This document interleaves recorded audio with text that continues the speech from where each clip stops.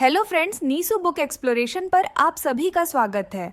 आज हम बात करेंगे how to be disciplined by Sheldon how book के बारे में। ठंडी सर्दियों की एक शाम थी। ऋतिक, जो दिल्ली के एक छोटे से फ्लैट में अकेला रहता था, अपनी जिंदगी से परेशान था। उसकी नौकरी बस ठीक ठाक चल रही थी, लेकिन अंदर से उसे लगता था कि वह अपनी जिंदगी में कुछ बड़ा नहीं कर रहा। वह अक्सर सोचता कि आखिर उसे जिंदगी से चाहिए क्या। एक रात जब वह यूं ही बेड पर लेटा हुआ मोबाइल स्क्रॉल कर रहा था, उसकी नज़र एक बुक रिव्यू पर पड़ी। किताब का नाम था हाउ टू बी डिसिप्लिन्ड और लेखक का नाम था शेल्डन हाउ। क्या फालतू टॉपिक है, उसने खुद से कहा, लेकिन अंदर ही अंदर उसे लगा कि शायद यही वह किताब है जिसकी उसे ज़रूरत है। उसने बिना देर किए किताब ऑनलाइन ऑर्डर कर दी। 3 दिन बाद किताब उसके हाथ में थी। अर्तिक ने सोचा, चलो देख ही लेते हैं कि आखिर ये बुक इतनी पॉपुलर क्यों है। वह किताब लेकर अपनी बालकनी में चला गया।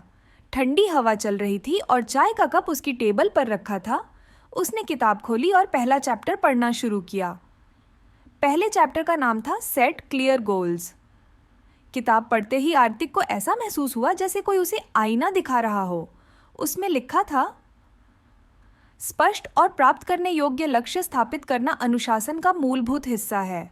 Goals provide direction and motivation, making it easier to stay focused and measure progress. Hrithik को समझ नहीं आया कि इतनी सिंपल सी बात उसे अब तक क्यों नहीं समझ आई। वह अक्सर बड़े बड़े सपने देखता था, जैसे एक दिन अपनी कंपनी शुरू करूंगा या डिजिटल मार्केटिंग में एक्सपर्ट बनूंगा, लेकिन उसने कभी अपने गोल्स को डिटेल में प्लान नहीं किया था। उसने किताब के अगले पैराग्राफ पर नज़र डाली। वहाँ लिखा था, If you don't know where you are going, you'll never get there. इस एक लाइन ने उसे झकझोर दिया। सही बात है, उसने सोचा। मैं हमेशा ये सोचता हूँ कि कुछ करना है, लेकिन करना क्या है ये पता ही नहीं होता। उसने किताब को बंद किया और बालकनी से उठकर अंदर चला गया। उसने अपने रूम का सबसे शांत कोना चुना और अपनी नोटबुक लेकर बैठ गया। पहली बार उसने अपनी लाइफ के लिए कुछ क्लियर गोल्स बनाने का फैसला किया। पहली लाइन जो उसने लिखी, अपनी फिटनेस पर ध्यान देना है। अगले 6 महीने में 10 किलो वजन कम करना है, 2 डिजिटल मार्केटिंग के 3 एडवांस कोर्सेज पूरे करने हैं और हर महीने 5 नई किताबें पढ़नी है। ये लिखने के बाद उसने अपनी नोटबुक बंद की और एक अजीब सी राहत महसूस की। ये सब करना इतना आसान नहीं था, लेकिन पहली बार उसने अपने गोल्स को इतना साफ साफ लिखा था। अगले दिन जब वह सुबह उठा तो उसने अपनी लाइफ का पहला गोल शुरू करने की कोशिश की। उसने अलार्म 6 बजे का लगाया था, लेकिन जब अलार्म बजा तो उसने तुरंत स्नूज बटन दबा दिया। बस 5 मिनट और, उसने खुद से कहा। वो 5 मिनट कब 1 घंटे में बदल गए उसे पता भी नहीं चला। जब उसकी आंख खुली तो उसने दीवार घड़ी की ओर देखा। 7:30 सुबह हो चुके थे। यार, आज भी नहीं हो पाया, उसने गुस्से में खुद से कहा। फिर उसे अपनी किताब की याद आई। उसने बुक निकाली और पहला पेज फिर से पढ़ा। उसमें लिखा था, failure is a part of the process, don't be discouraged by small setbacks, focus on getting back on track. ये पढ़कर उसने मुस्कुराते हुए खुद से कहा, चलो ये तो किताब ने पहले ही समझा दिया था, कोई बात नहीं, कल से सही। उस शाम उसने एक और काम किया। उसने अपने रूम की दीवार पर एक बड़ा सा चार्ट लगाया और उसमें अपने गोल्स लिख दिए। उसके बगल में छोटे छोटे बॉक्सेस बनाए। हर बार जब वह अपना कोई काम पूरा करता तो वह एक बॉक्स में टिक करता। धीरे धीरे अगले कुछ दिनों में उसने सुबह जल्दी उठने की आदत डालनी शुरू कर दी। वह पहली बार पार्क में जॉगिंग के लिए गया।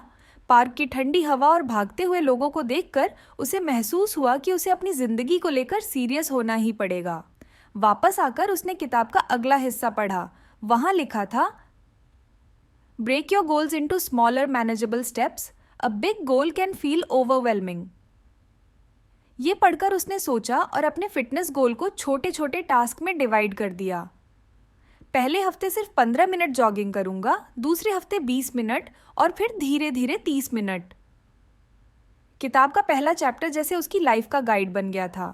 वह हर बार उसे पढ़ता और अपनी लाइफ में अप्लाई करने की कोशिश करता। लेकिन लाइफ इतनी आसान कहाँ होती है। एक दिन उसकी माँ का कॉल आया। उन्होंने कहा, तुमने पिछले 2 हफ्तों से फ़ोन क्यों नहीं किया?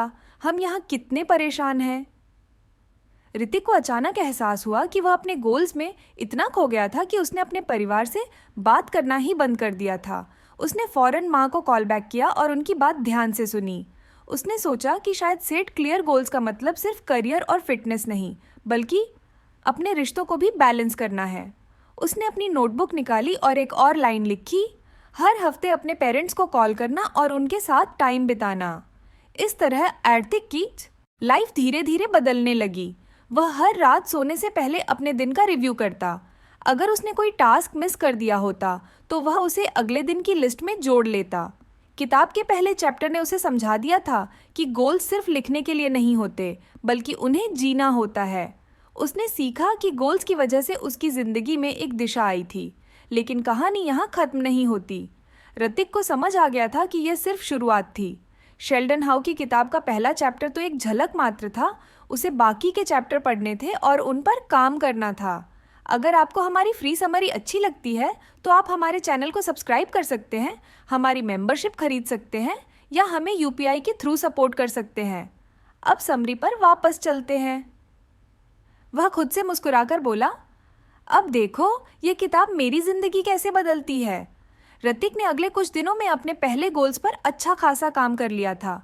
उसे लगा कि अब उसकी लाइफ धीरे धीरे पटरी पर आ रही है।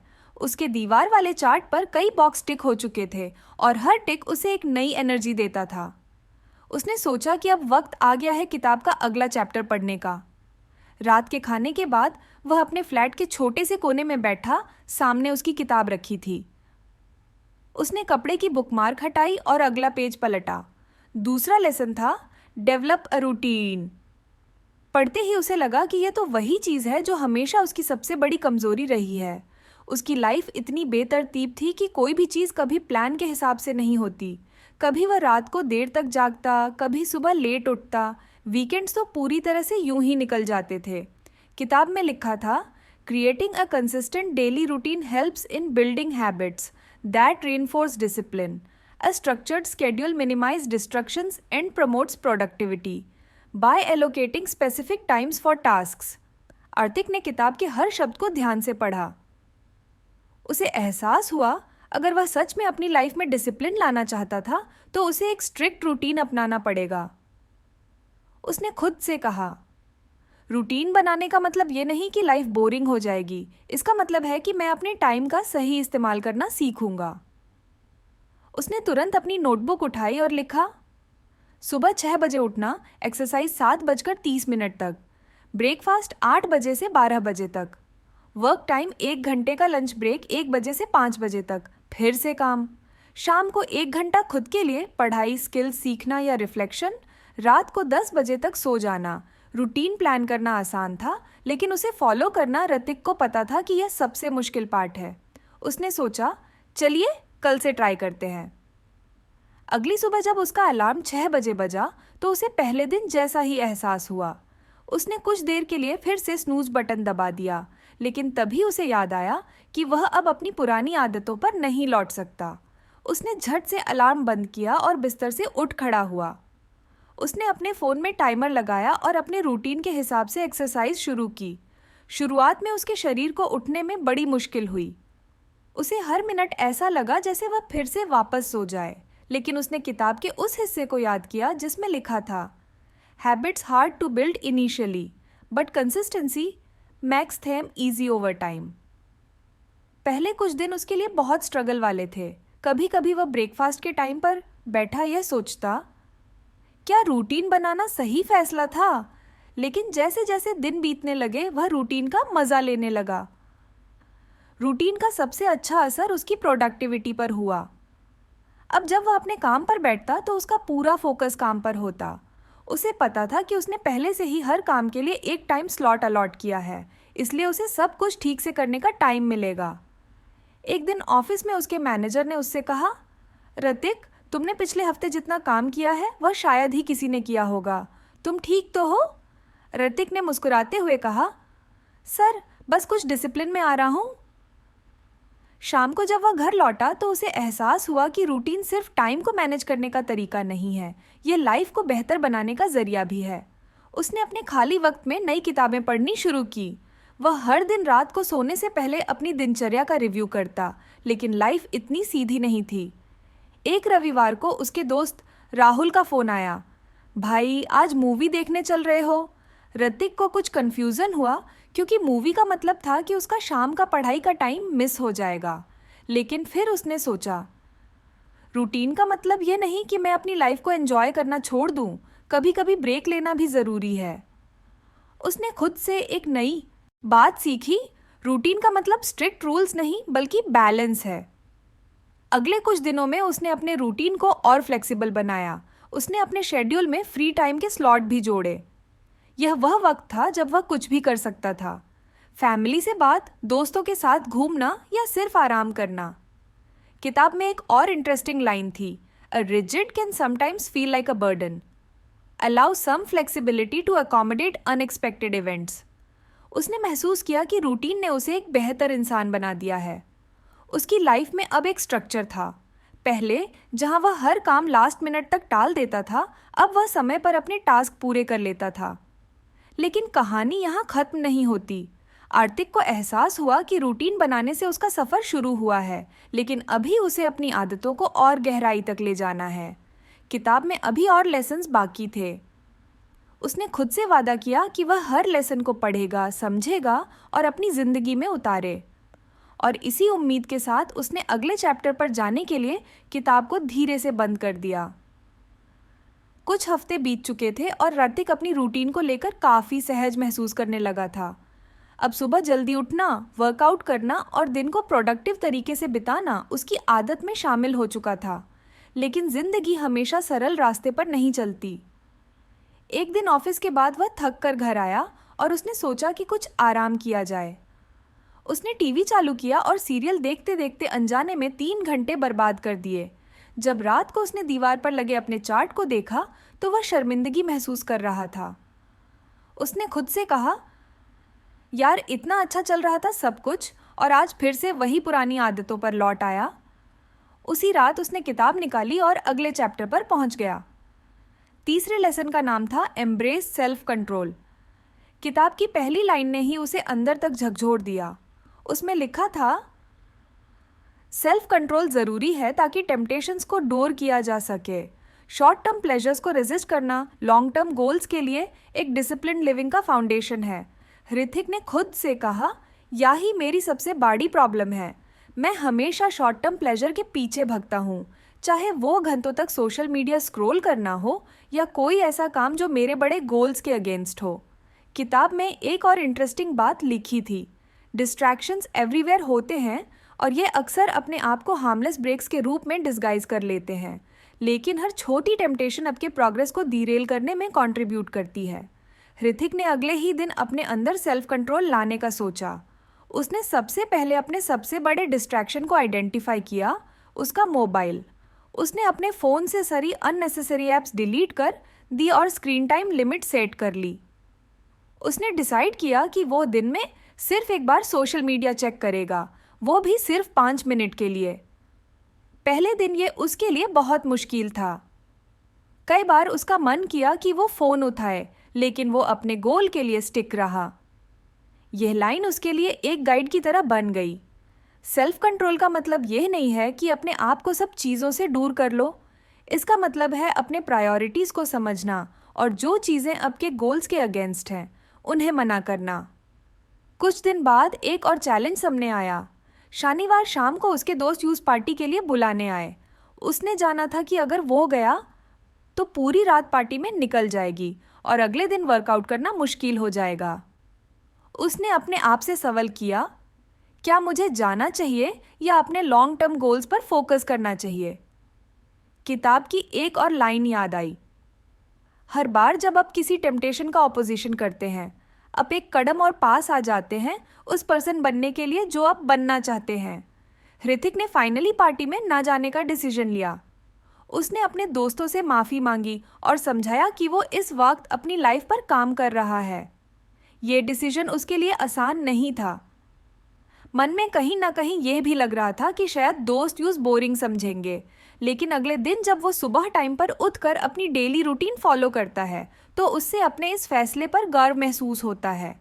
एक दिन जब वो शाम को किताब पढ़ रहा था, उसने वहाँ लिखा देखा, discipline is choosing between what you want now and what you want most. उसने समझा कि सेल्फ कंट्रोल सिर्फ बड़े डिसीजंस में नहीं, बल्कि छोटी छोटी हैबिट्स में भी ज़रूरी है।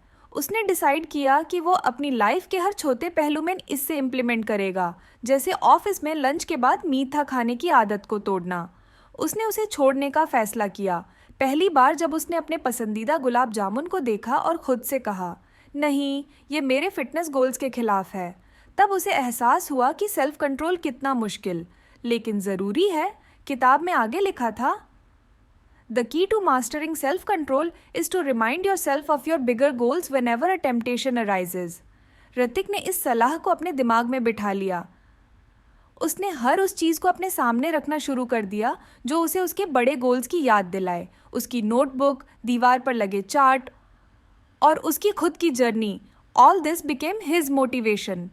धीरे धीरे उसकी इच्छाओं पर काबू पाने की ताकत बढ़ने लगी। अब जब भी उसे कोई डिस्ट्रैक्शन दिखता, वह खुद से एक ही सवाल करता, क्या यह मुझे मेरे बड़े गोल्स के करीब ले जाएगा या दूर करेगा? कुछ हफ्तों बाद उसके ऑफिस में एक और चैलेंज आया। कंपनी ने एक नया प्रोजेक्ट दिया जिसमें उसे देर रात तक काम करना होता। पहले वह हमेशा ऐसे हालात में बहाने ढूंढता कि प्रोजेक्ट कैसे टाला जाए, लेकिन अब उसने सेल्फ कंट्रोल के साथ अपने समय को मैनेज करना सीखा। उसने अपने रूटीन को कुछ बदला ताकि प्रोजेक्ट के साथ साथ उसकी बाकी आदतें भी बनी रहें।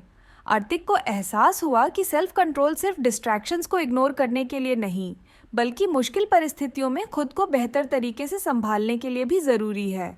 किताब के इस लेसन ने उसकी लाइफ का एक और दरवाज़ा खोल दिया था। उसने महसूस किया कि जो लोग अपनी छोटी छोटी इच्छाओं को कंट्रोल करना सीख जाते हैं, वही बड़ी बड़ी चीज़ें अचीव कर पाते हैं। और इस तरह आतिक ने अपनी जर्नी को और आगे बढ़ाने का फैसला किया। उसने खुद से कहा, अभी तो सिर्फ शुरुआत हुई है, ये किताब मुझे और कितना सिखाएगी, मैं इसका इंतज़ार नहीं कर सकता। अगली रात उसने किताब के अगले चैप्टर पर जाने के लिए उसे धीरे से बंद कर दिया। आतिक की ज़िंदगी धीरे धीरे बदल रही थी। रूटीन और सेल्फ कंट्रोल के लेसन्स को उसने अपनी लाइफ का हिस्सा बना लिया था। हर दिन उसके भीतर एक नई एनर्जी और मोटिवेशन होती थी, लेकिन फिर भी कुछ ऐसा था जो उसे खटक रहा था। कई बार जब वह काम करता तो उसका मन भटकने लगता।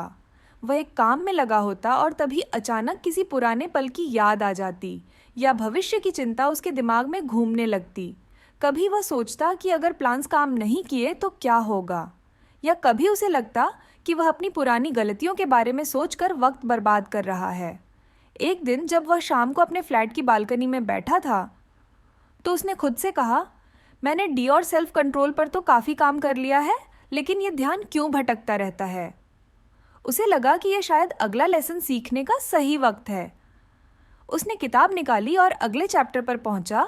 चौथे लेसन का नाम था प्रैक्टिस माइंडफुलनेस। किताब में लिखा था, mindfulness maintaining focus and reducing anxiety में मदद करता है। By being present in the moment, individuals can better manage their thoughts or emotions, leading to improved decision making and productivity. आर्तिक ने इस लेसन को पढ़ना शुरू किया और उसे महसूस हुआ कि यह उसकी ज़िंदगी की सबसे बड़ी परेशानी का जवाब हो सकता है। उसने सोचा, मैं अक्सर या तो अतीत में जीता हूँ या भविष्य की चिंता में खो जाता हूँ, लेकिन शायद मैं अभी के पल को जीने में असफल हूँ। किताब में एक और लाइन थी जिसने उसका ध्यान खींचा, the mind is like a monkey always jumping from one thought to another. Mindfulness helps you tame this monkey and bring it to present moment. Artik ने तुरंत इस लेसन को अपनी ज़िंदगी में लागू करने का फैसला किया। अगली सुबह जब उसने अपना वर्कआउट ख़त्म किया तो उसने एक नई प्रैक्टिस शुरू की। उसने इंटरनेट पर देखा कि माइंडफुलनेस मेडिटेशन कैसे किया जाता है। उसने अपनी बालकनी में एक शांत जगह चुनी, आंखें बंद की और गहरी सांसें लेने लगा। पहले कुछ मिनटों तक उसका दिमाग हर दिशा में भागता रहा, कभी ऑफिस के काम की चिंता, कभी किसी पुराने झगड़े की याद। लेकिन उसने खुद से कहा, जो भी ख्याल आए उन्हें आने दो, लेकिन मैं अपनी सांस पर फोकस करूँगा। धीरे धीरे उसने महसूस किया कि उसके विचार धीमे हो रहे हैं। जैसे जैसे वह गहरी सांस लेता गया, उसका मन शांत होता गया। पहली बार उसे ऐसा लगा कि वह अपने दिमाग को कंट्रोल कर पा रहा है।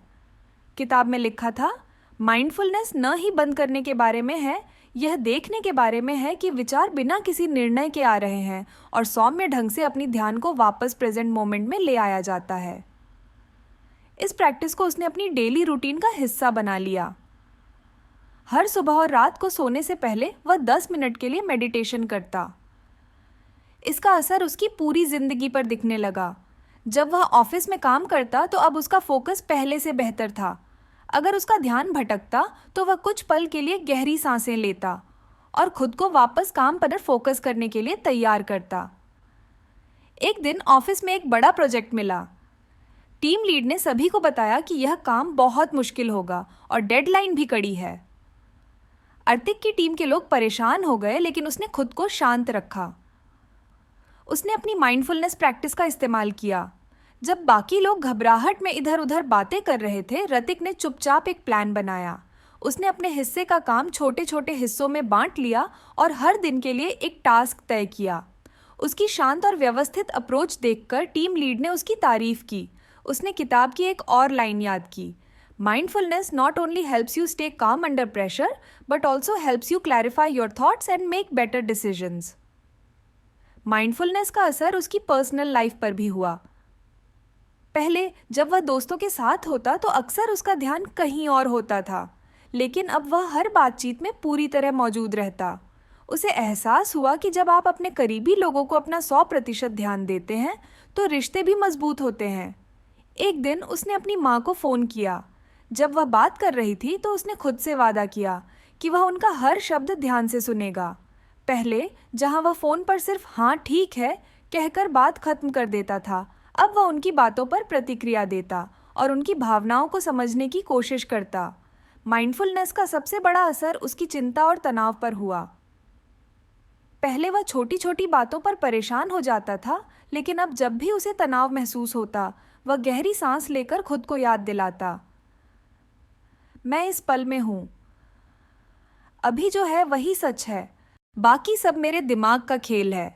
किताब में एक और लाइन थी जिसे उसने अपने वर्क स्पेस की दीवार पर लिख कर लगा दिया, the present moment is the only place where life truly exists, learn to live in it. धीरे धीरे माइंडफुलनेस उसकी जिंदगी का हिस्सा बन गई। उसने महसूस किया कि इस एक प्रैक्टिस ने उसकी सोच, काम और रिश्तों में गहराई ला दी है।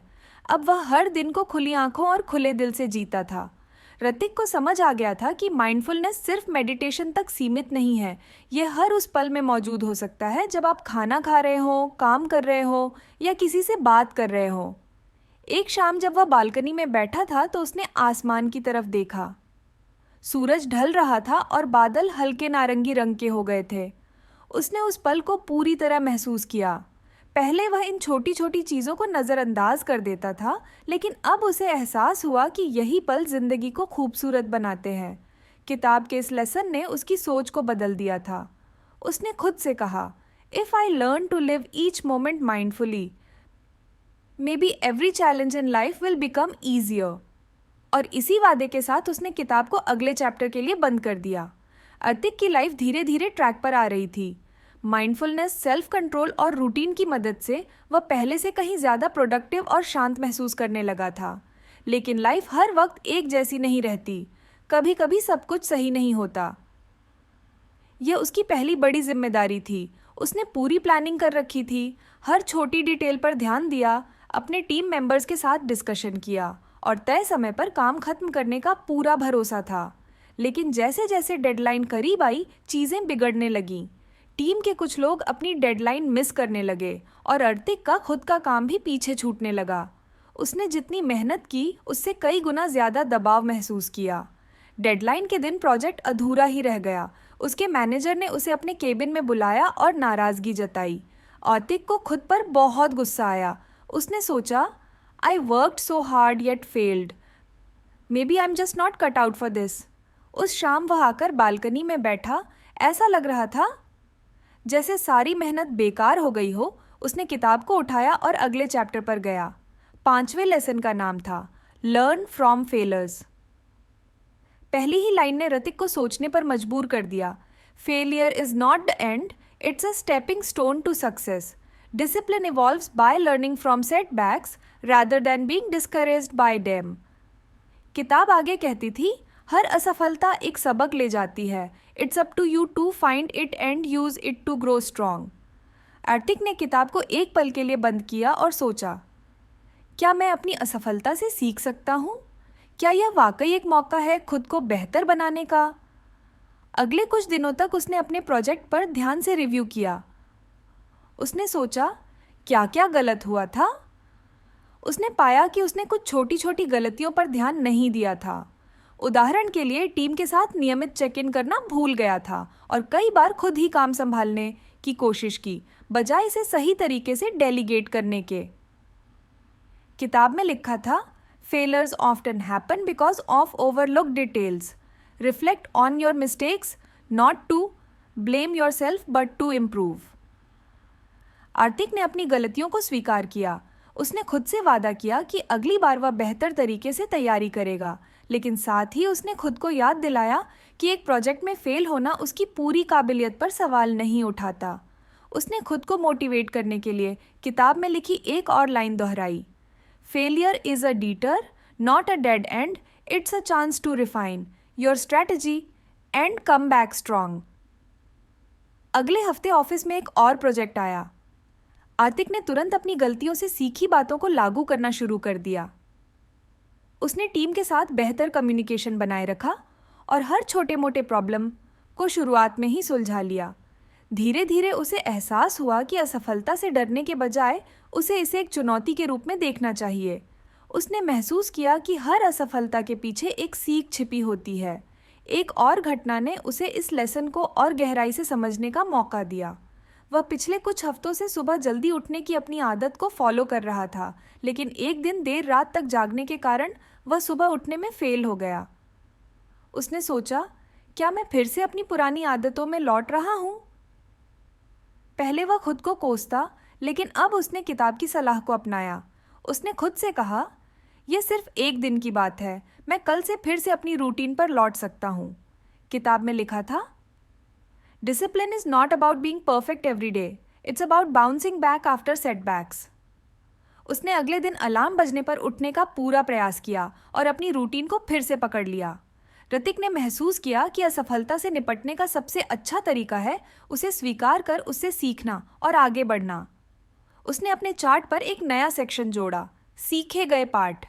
हर बार जब भी वह किसी चीज़ में फेल होता तो वह वहाँ लिखता कि उसने उस अनुभव से क्या सीखा. कुछ हफ्तों बाद आर्थिक के मैनेजर ने उसे बुलाया. उन्होंने कहा, ऋतिक, तुम्हारे काम में ज़बरदस्त सुधार आया है. वह प्रोजेक्ट जिसमें तुम फेल हुए थे उसकी वजह से तुमने बहुत कुछ सीखा है और यह सीख तुम्हारे हर काम में दिख रही है. ऋतिक मुस्कुराया. उसने महसूस किया कि असफलता उसे तोड़ने के बजाय उसे मजबूत बना रही थी. किताब में एक और बात लिखी थी, resilience is build through failures, the more you face setbacks the strong you become. इस लेसन ने ऋतिक की सोच को पूरी तरह बदल दिया था. अब जब भी उसे किसी काम में असफलता मिलती तो वह घबराने या निराश होने के बजाय खुद से पूछता, इससे मुझे क्या सीखने को मिला. एक दिन जब वह अपने फ्लैट में बैठा था, उसने अपने पुराने दोस्तों को याद किया. वह दोस्त जो उसे कभी कभी लूज़र कहकर चिढ़ाते थे जब वह किसी काम में फेल हो जाता था, लेकिन अब वह जानता था कि फेल होना कमज़ोरी नहीं है. उसने खुद से कहा, फेल होना ज़रूरी है, बिना फेल हुए मैं कभी सीख ही नहीं पाता. उस शाम उसने किताब को फिर से खोला. वह जानता था कि अगले चैप्टर में भी उसके लिए कुछ खास होगा, लेकिन इस बार उसने किताब को बंद करने से पहले आखिरी बार पेज को पढ़ा जो उसे बार बार याद दिला रहा था, failure is just another step on the path to success, keep stepping forward.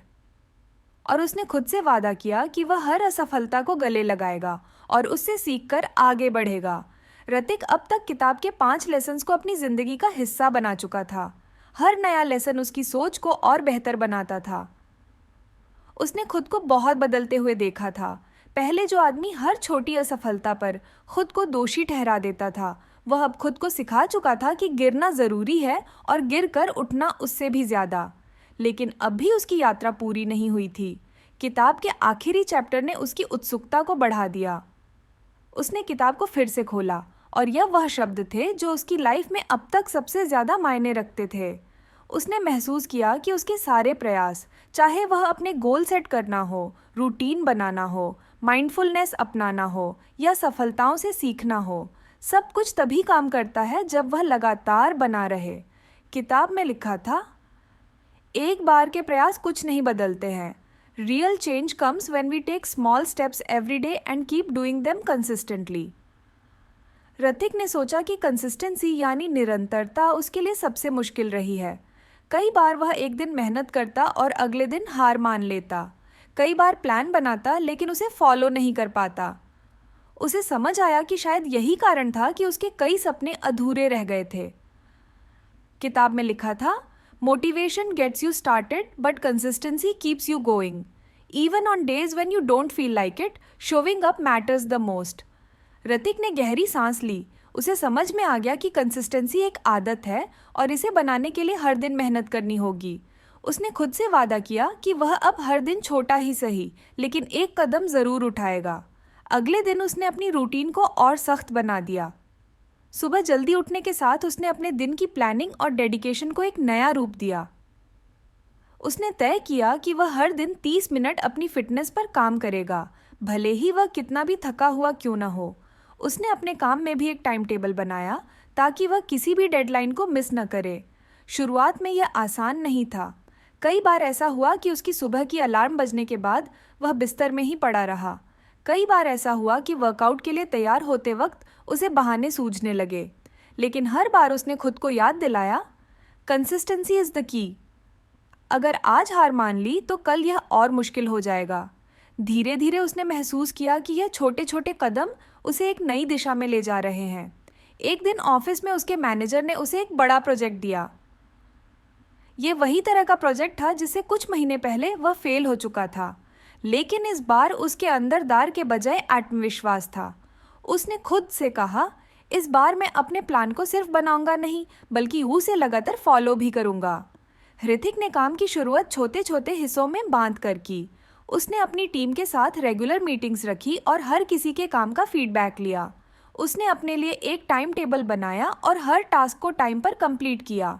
जब भी उसका ध्यान भटकता या उसे थकान महसूस होती तो वो गहरी सांस लेकर खुद से कहता, बस एक और कदम, बस एक और कोशिश। धीरे धीरे उसका काम टाइम पर और बिना किसी बड़ी गलती के ख़त्म होने लगा। उसकी टीम के लोग भी उसकी कंसिस्टेंसी से प्रेरित थे। डेडलाइन के दिन प्रोजेक्ट कंप्लीट हो गया और उसका मैनेजर उसकी मेहनत और लीडरशिप की तारीफ करते नहीं था। ऋतिक को एहसास हुआ कि कंसिस्टेंसी का असर सिर्फ उसके काम तक सीमित नहीं था, ये उसके हर पहलू में दिखने लगा। उसने अपनी फिटनेस पर भी इसी तरह काम करना जारी रखा। पहले जहां वो सिर्फ कुछ दिनों तक एक्सरसाइज करता था और फिर छोड़ देता था, अब वो हर दिन 30 मिनट खुद को समर्पित करता। उसका शरीर और मन दोनों पहले से ज़्यादा मजबूत और ऊर्जावान महसूस करने लगे। ऋतिक ने देखा कि कंसिस्टेंसी सिर्फ बड़े काम में नहीं बल्कि छोटी छोटी आदतों में भी असर डालती है।